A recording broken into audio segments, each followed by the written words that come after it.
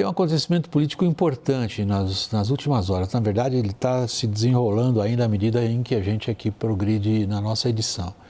Senadores democratas conseguiram o apoio de colegas republicanos no Senado para avançar uma medida que tem como objetivo limitar a possibilidade de ações militares ordenadas por Trump sem aval do Congresso americano.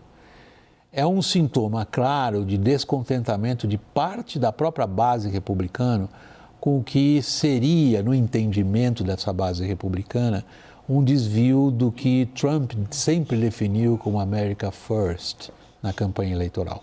Confira a primeira reportagem de Mariana Giangiacomo, também lá de Washington.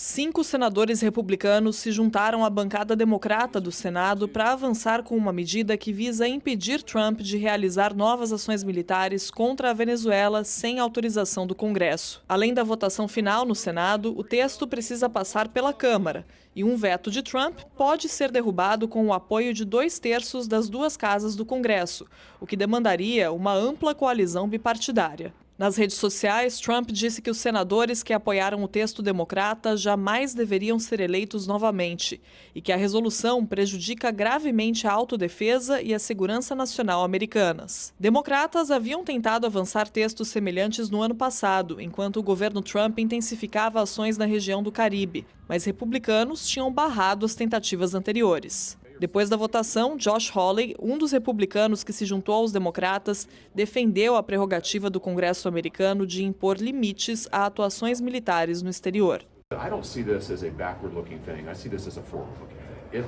this resolution is limited to Venezuela and it says that for future armed hostilities, there needs to be congressional authorization. Outro republicano, Todd Young, parabenizou Trump pela captura de Maduro, mas afirmou que não está claro se o comando que Washington diz ter sobre a Venezuela significa que tropas poderiam ser enviadas para o país. O projeto avançou no Senado um dia depois de a Casa Branca ter dado detalhes sobre o plano para a Venezuela aos parlamentares. Democratas saíram do encontro falando em insanidade e roubo de petróleo, enquanto republicanos demonstraram ceticismo com o fato de Trump ter deixado a oposição na Venezuela de lado depois da derrubada de Maduro. Alguns senadores republicanos já se mostraram abertos a apoiar os democratas em um projeto que restringe a capacidade de Trump de tentar tomar à força o território da Groenlândia. Nesta quarta-feira, o senador republicano Roger Wicker, presidente do comitê responsável por supervisionar a política de defesa americana, se reuniu com o embaixador dinamarquês Jesper Miller Sørensen em Washington. Após o encontro, Wicker frisou que a Dinamarca não está sequer disposta a conversar sobre uma eventual venda da Groenlândia e sugeriu que Trump não invista nessa ideia. I think there are great opportunities going forward to enhance that partnership. I think it's been made clear from our Danish friends and from our friends in Greenland that future does not include a negotiation. Maurício, essa votação hoje termina com 52-47. Ela tem um valor simbólico.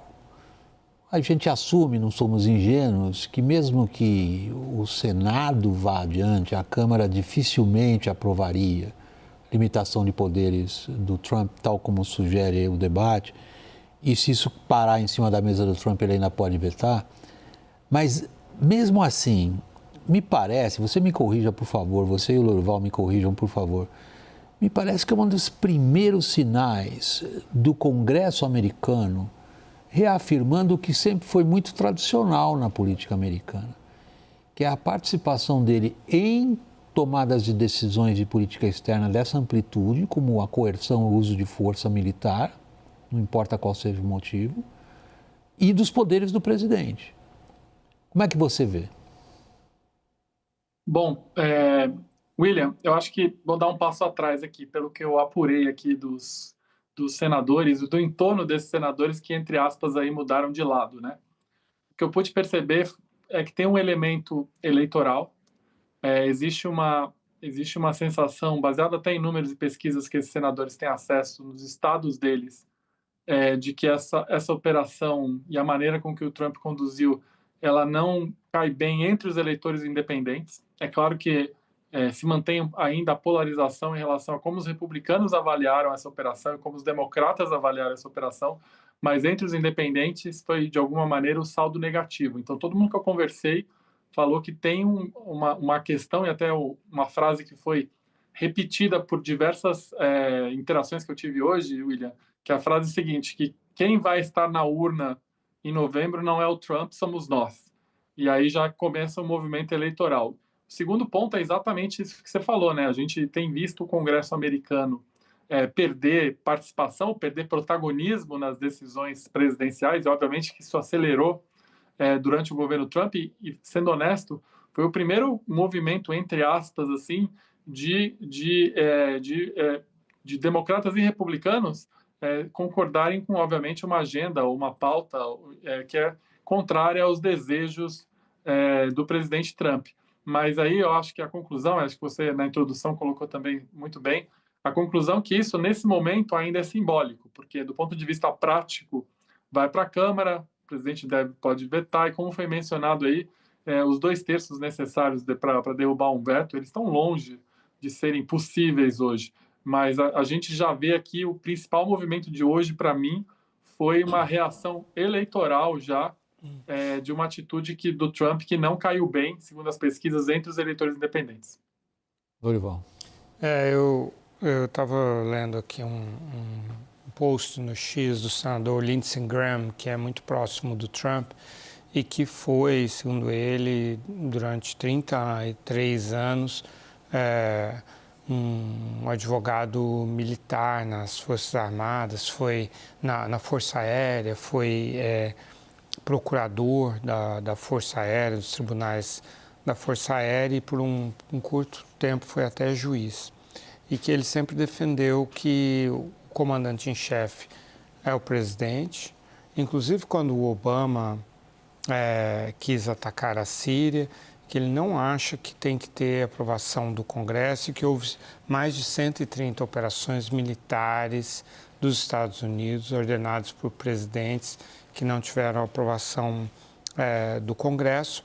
E aqui a dúvida é, o Trump deveria declarar guerra à Venezuela, né? Então é disso que o Trump está escapando, né? Não, eu não estou em guerra com a Venezuela, eu ordenei uma operação contra a Venezuela e o presidente pode fazer isso. E aí o Lindsey Graham fala, não tem sentido você ter 535 comandantes em chefe, que é a soma dos deputados e dos senadores, né? Então, acho que realmente a minha leitura é essa também, de que a questão, como disse o Maurício, é político-eleitoral e ela não perde importância por isso. Pelo contrário, ela demonstra, né, que aquele movimento que começou no ano passado de senadores republicanos fazerem uma certa rebelião contra o Trump por causa dos arquivos Epstein e também por causa da Venezuela, de falar publicamente pela primeira vez, criticar o presidente, pressionar o presidente, esse movimento continua este ano, né? E conforme se aproxima a eleição de meio de mandato de novembro, é provável que ele vá aumentando por causa da impopularidade de algumas das medidas do Trump. As pesquisas mostram que mais da metade dos americanos são contra a política do Trump de imigração, são contra a política do Trump com relação à Venezuela. Então, é claro, esses candidatos estão preocupados. E quando a gente relembra a declaração do Trump de segunda-feira para os líderes republicanos de que ele teme que se os democratas ganharem maioria na Câmara e no Senado, ele pode sofrer impeachment, e quando ele olha que não são só os democratas, uma pequena parte, mas já significativa, de republicanos também estão deixando de apoiá-lo, realmente aumenta o pânico dele. Vamos pegar um ponto específico que você mencionou, que é o que ele anunciou que pretende fazer e o que ele pretende fazer da Venezuela. O New York Times fez uma entrevista que, se não me engano, dura quase 3 horas com o Trump. Pôs 4 jornalistas Diz que o Trump topou responder qualquer pergunta, conversaram na Casa Branca. Durante a entrevista ligou o presidente da Colômbia. Isso. E aí eles respeitaram o tal do off, né? Os jornalistas estavam lá, aquilo era off. Eles não reportaram o que o Trump conversou com o Petro na frente deles, porque o combinado era que aquela parte não era, aquilo era um off. Era o presidente trabalhando, eles não iam publicar em off. É aquilo, questão de respeitar as regras combinadas. Enfim, nessa entrevista, o Trump, o New York Times está destacando muito esse ponto da entrevista, que o Trump diz o seguinte, ele diz ao New York Times: os Estados Unidos podem permanecer envolvidos na Venezuela durante anos.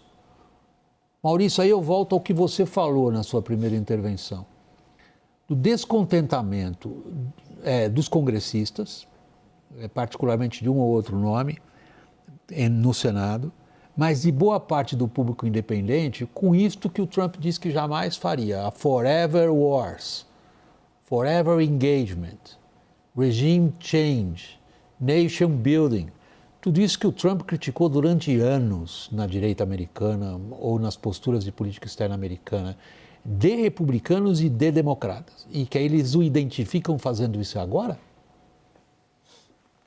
Exatamente, né? Os Estados Unidos, né, são conhecidos como...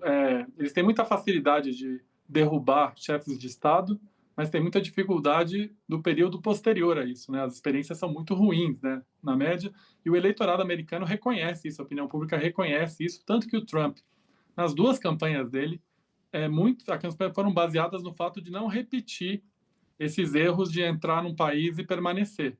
Só que o que foi feito na Venezuela justamente vai contra isso, né? Eu ouvi de um congressista, William, que ele me falou uma coisa que eu achei interessante, que ele falou que o que o Trump fez é uma nova forma de política externa que os Estados Unidos não estão acostumados a fazer, que é basicamente dizer o seguinte: se você, chefe de Estado, não cumprir o que eu quero, não entregar o que eu quero, eu sou capaz de ir lá e tirar você do governo. Só que o problema disso, na prática, segundo esse congressista, é que você vai ter que sempre estar mobilizado militarmente para poder manter essa ameaça. E o importante dizer, essa mobilização militar que foi feita no Caribe não é uma movimentação trivial, muito pelo contrário, foi uma mobilização enorme. Então, manter isso para justamente manter o terror é uma coisa que os Estados Unidos não estava acostumado a praticar e que tem consequências e custos que ninguém consegue dimensionar aqui em Washington, né? Então, isso vai contra não só o que, inclusive, o Trump tinha como mote de campanha, né, não repetir esses erros, como também é totalmente inviável do ponto de vista de custo, do ponto de vista de envolvimento militar, porque hoje você tem esse tipo de prática com a Venezuela, mas se você quiser escalar esse tipo de prática, e obviamente vai escalar os custos e a capacidade de mobilização até do próprio exército americano, que é o maior exército do mundo. Então, essa preocupação tá instalada aqui e também é parte dessa motivação aí de a gente não sabe o que vai acontecer se a gente tiver que permanentemente envolver os militares, mobilizar os militares e mobilizar todo o custo que vem de você estar permanentemente ameaçando um país de uma maneira ostensiva, como aconteceu na Venezuela. O último, Lorival, é um bocado de ironia. Quanto tempo falta para o Trump começar a esquecer a Venezuela? O Trump disse nessa entrevista ao New York Times, né, quando perguntaram se haveria algum limite para os poderes globais dele, ele respondeu assim: tem uma coisa assim, a minha própria moralidade, né, minha própria mente, ou minha própria opinião, né, my own mind, né, é a única coisa que pode me parar, né?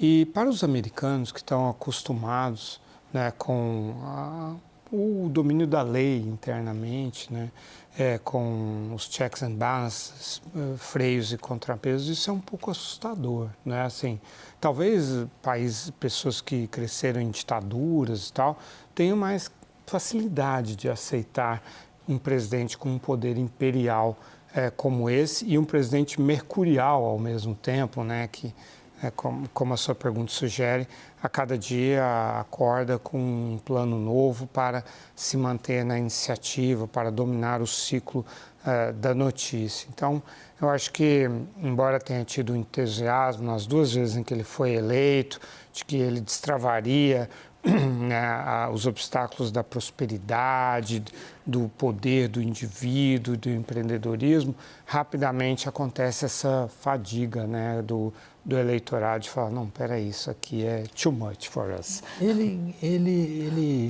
foi um passo adiante do Luís XIV, né? L'état c'est moi, o Estado sou eu. Ele disse basicamente, o planeta sou eu. Que são os global powers. Era sobre isso.